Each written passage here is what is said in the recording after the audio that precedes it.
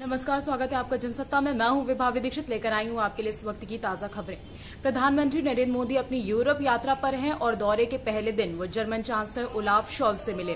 मोदी ने शॉल्ज के साथ बातचीत के बाद कहा कि भारत का ऐसा मानना है कि रूस यूक्रेन युद्ध में कोई भी देश विजयी नहीं होगा, क्योंकि इससे सभी देशों को नुकसान होगा और विकासशील एवं गरीब देशों पर इसका ज्यादा गंभीर प्रभाव पड़ेगा।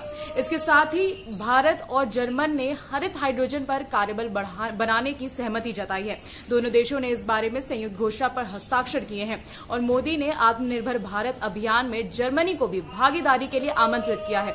विदेश मंत्रालय ने एक प्रेस विज्ञप्ति में कहा कि प्रधानमंत्री ने सरकार द्वारा किए गए व्यापक सुधारों पर जोर दिया और साथ ही भारत में स्टार्टअप और यूनिकॉर्न की बढ़ती संख्या को रेखांकित किया। मोदी ने उद्योगपतियों को भारत के युवाओं में निवेश करने के लिए भी आमंत्रित किया है। अलीगढ़ मुस्लिम यूनिवर्सिटी एक बार फिर से खबरों में है। दरअसल एएमयू के एक प्रोफेसर अबू सुफियान को अपने के निजी कारणों के चलते पाकिस्तान जाना था। पाकिस्तान जाने के लिए प्रोफेसर ने छुट्टी और एनओसी का आवेदन तो किया, लेकिन इसकी प्रक्रिया पूरे होने का इंतजार नहीं कर पाए और बिना किसी सूचना के पाकिस्तान चले गए। फिलहाल वो वापस भारत आ चुके हैं, लेकिन उनके आते ही यूनिवर्सिटी ने उनके हाथों में कारण बताओ नोटिस थमा दी है।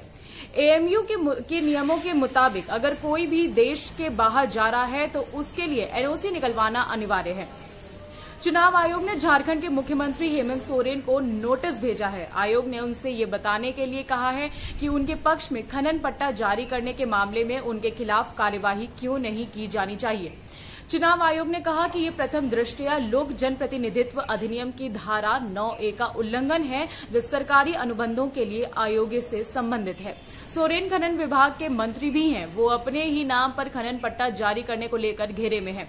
बीजेपी ने आरोप लगाया है कि सोरेन ने खनन विभाग का नेतृत्व करते हुए 2021 में लाभ के पद के मानदंडों का उल्लंघन करते हुए खुद को एक खनन पट्टा आवंटित किया था। भाजपा ने राज्यपाल को रिप्रेजेंटेशन दिया है, जिससे उन्होंने संविधान के अनुच्छेद 192 के तहत चुनाव आयोग को भेजा है। अनुच्छेद 192 राज्यपाल को मतदान पैनल की राय पर राज्य विधानसभा के निर्वाचित सदस्य को अयोग्य घोषित करने का निर्णय लेने का अधिकार देता है। जम्मू कश्मीर की सीएम रह चुकी महबूबा मुफ्ती ने फिर से बीजेपी पर हमला बोला है। कभी मोदी के साथ सरकार चला चुकी मुफ्ती का कहना है कि बुलडोजर मुसलमानों के खिलाफ राज्य के आतंक का प्रतीक बन चुका है। बीजेपी की सरकार उनसे डरने का काम कर रही है। ईद की बधाई देकर महबूबा मुफ्ती ने कहा कि रोजगार और बिजली पानी का संकट ऐसे में सबसे आसान काम है हिंदू मुसलमान को एक दूसरे के खिलाफ खड़ा कर देना। उन्होंने कहा कि अगर ऐसा ही चलता रहा तो भविष्य में हमारे हालात और ज्यादा खराब होंगे। जम्मू कश्मीर की वर्तमान स्थिति के लिए उन्होंने केंद्र सरकार को जिम्मेदार ठहराते हुए कहा कि कश्मीर को बर्बाद किया जा रहा है। केंद्र जम्मू और कश्मीर को पूरी तरह से खत्म करना चाह रही है। ये सरकार हमारा वजूद खत्म करना चाहती है, शायद इस वजह से क्योंकि ये जगह मुस्लिम मेजॉरिटी है। जम्मू कश्मीर में भी जिस तरह के हालात हैं वो दिल को झकझोर देने वाले हैं। उधर दूसरी तरफ उत्तर प्रदेश के उप मुख्यमंत्री केशव प्रसाद मौर्य ने काशी हिंदू विश्वविद्यालय में इफ्तार पार्टी के आयोजन को लेकर हुए विवाद पर सोमवार को कहा कि विश्वविद्यालय और छात्रों के बीच का मामला है, सरकार की ओर से हमें कोई दखल नहीं दे सकते।